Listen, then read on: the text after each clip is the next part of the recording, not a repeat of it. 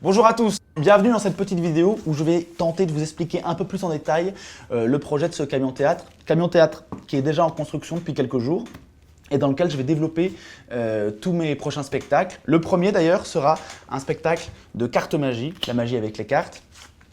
Le camion théâtre, je vais essayer de vous faire un petit plan. Hop, voilà, bim bam boum.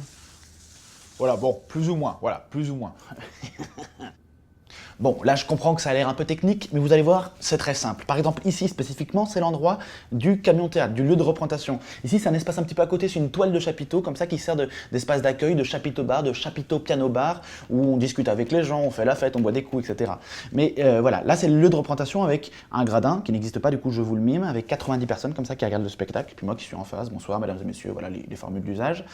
Pour vous donner une idée un petit peu de l'échelle, parce que je comprends que dans cette situation, vous soyez un petit peu désemparés, par exemple, voilà, la longueur du camion fait plus ou moins 10 mètres, un peu plus que 10 mètres. Allez, je dirais 13 mètres, d'accord? On a 13 mètres et, je sais pas, ah oui.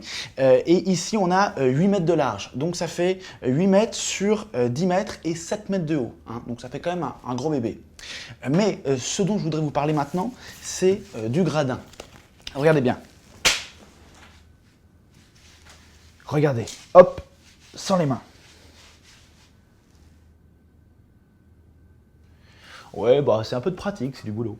Donc, voilà un petit aperçu, un petit échantillon de ce à quoi va ressembler le public. Alors évidemment, les gens seront plus nombreux, il y a 90 places, mais bon, dans un jeu de 52 cartes, il n'y avait que 12 cartes qui avaient une forme plus ou moins humanoïde. Mais c'est pour vous montrer cette dimension comme ça, en quinconce, ce qui fait que du coup, vu que les gens sont décalés les uns par rapport aux autres, et bah, du coup, tout le monde va avoir une bonne visibilité par rapport à ce qui se passe. De même que la pente, j'en ai déjà parlé, a été conçue pour que même le dernier rang ait l'impression d'être au premier rang, pour que justement, qu'on retrouve ce côté cocon comme ça, où tout le monde est aux premières loges.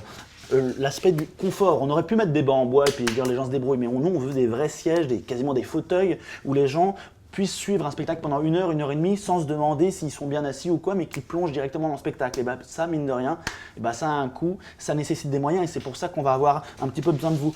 Qu'est-ce que je vous propose en somme? Tout simplement, c'est de prendre soin de vous-même. Hein. Cet argent, il va servir à votre propre confort. Je ne connais pas de proposition plus honnête que celle-là.